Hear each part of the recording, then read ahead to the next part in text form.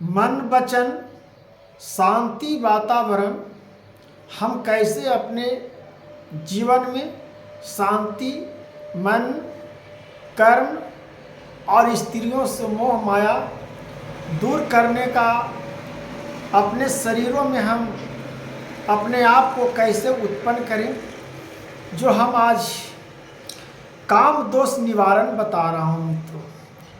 काम दोष निवारण में इस प्रकार से श्री व्यास जी कहते हैं और परमेश्वर परमानंद जी इसमें लिखे हैं कि स्त्रियों से मोह माया कैसे दूर करें, पराये स्त्रियों से हम कैसे बच के रहें। पराया स्त्री जो है बहुत घातक है।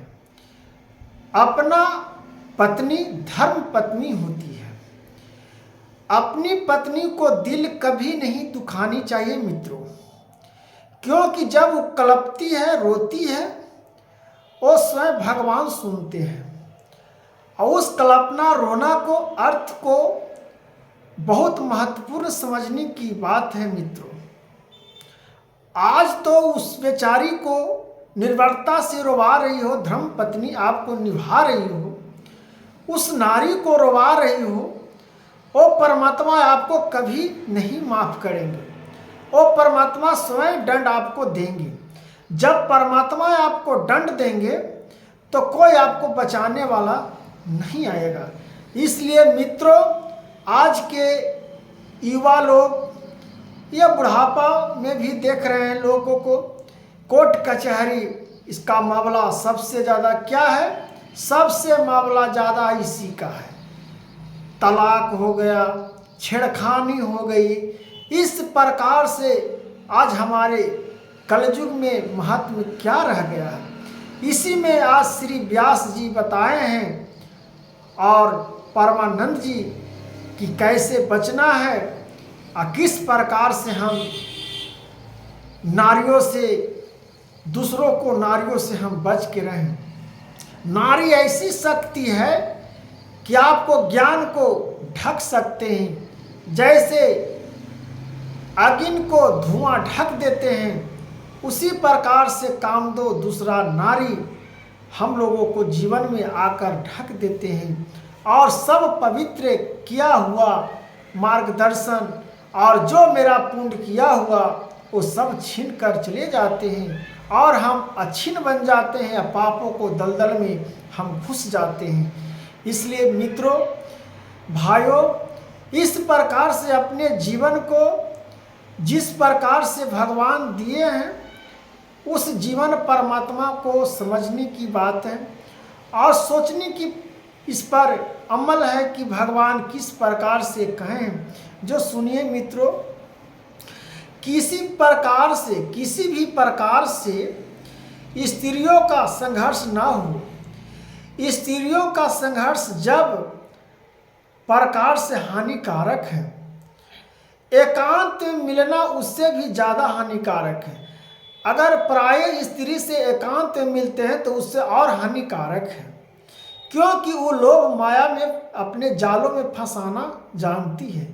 क्योंकि माया रूपी भगवान स्वयं जाल में फंस चुके हैं।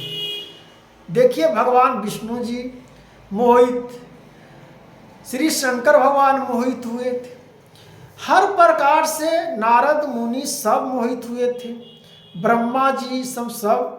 इसलिए भगवान स्वयं लिख रहे हैं, यहाँ श्री व्यास जी कहते हैं, मिलना उससे भी ज़्यादा हानिकारक है। स्त्री का स्मरण, स्त्रियों को विषय की बातें, उनके चरित्र, यह सभी हानिकारक ही है। इनका जितना बचाव हो उतना ही लाभ होगा। उनसे जितना आप बचिएगा उतना ही लाभ आपको मिलेगा।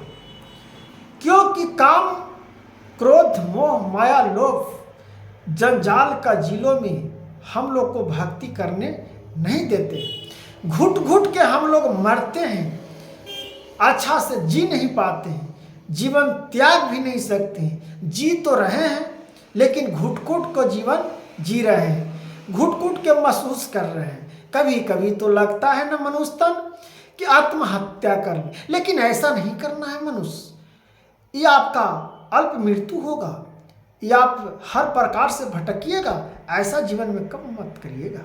मृत्यु भगवान दे वो अच्छी बात है, कब दे देंगे किसको क्या होगा कौन जानता है, लेकिन अपने से आप से मृत्यु न करना मित्रों, ये आपका आत्मा भटकेगा तो लाभ होगा। मन में पड़ी हुई खराब वृत्ति निमित्त पाकर जगत को जाति, कामों को क्रोध लाती। जो स्त्री में इतनी पावर है कि आपको साधना को हिला सकती है, यह साधना से बचने के लिए आपको श्री व्यास जी वर्णन कर रहे हैं और परमानंद जी जो भगवान के प्रति आपका बड़ी जागृत होने के निमित्त नाश करें। आप स्त्रियों को के भावनाओं से जागने के लिए अपने हृदय में उस अल्प को नाश करिए, उस अल्प को नाश करिए।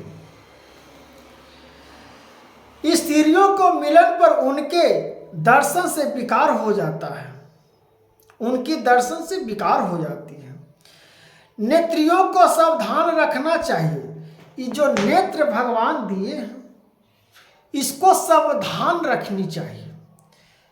ये इतना नेत्र पाप भी दिखाता है, सत्य भी दिखाता है। सत्य बोलने का भी या झूठ बोलने का भी ये नेत्र बताता है। इस नेत्र पर सावधान रहें, सावधान रहना चाहिए हर मनुष्य को। जब मनुष्य निकाम रहता है तब व्यर्थ बातें याद करता है। जब आप निकामिया रहिएगा तब व्यर्थ के बातों सोचते रहिएगा। आप कोई काम करते हैं, मनुष्य तन व्यस्त रहते हैं तो गलत सोचने का शक्ति समय मिलती है नहीं। इसलिए अपने आप को मेहनत करना पसंद करिए और अपने आप में मगन होना पसंद करिए और भगवान में चिंतन करना पसंद करिए। अपने कामों में व्यस्त रहिए कि आपको दिमाग खाली में आपको नए नए प्रकार का वर्णन और नए नए प्रकार का विचार न उत्पन्न हो।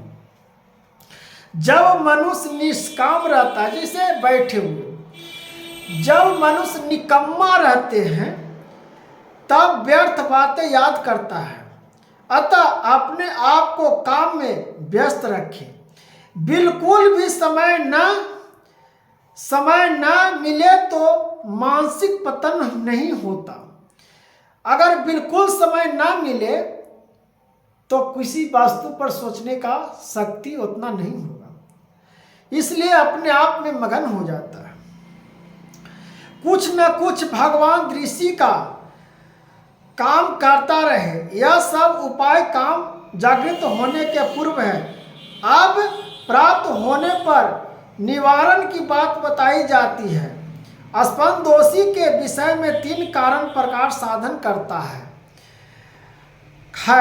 खट्टी चीज ज़्यादा, मिर्चा गर्म चीज जलता, दूध गर्म भोजन करने से बीर्ज पतल होता है। हम तीता खट्टा गर्म भोजन करते हैं, उससे हमको बीर्ज का नाश होते हैं। इसलिए ज़्यादा खट्टा मीठा तीखा नहीं खानी चाहिए, उससे पतन होता। उससे भोजन करने से बीर्ज पतन होकर हे मनुष्य तन होकर स्पंद दोष हो जाता है। उससे क्या होता है? स्पंद दोष हो जाता है। अतः इनमें बचाव करना चाहिए। तेल भी खराब चीज है।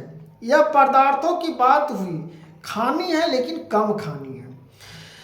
अब भागवत प्राप्ति होने की बात बतलाई जाती है। भगवान बताए हैं, भगवान स्वयं बताए हैं कि भगवान की प्राप्ति करने के लिए क्या चाहिए और क्या नहीं चाहिए। इस प्रकार से संवेदनाशीलताओं से हर मनुष्य को जब प्रसन्न की बातों आ जाती है और अपने आप पर भगवान की महिमा को बरसाया जाती है तो भगवान के प्रति सब झुकाव हो जाता है।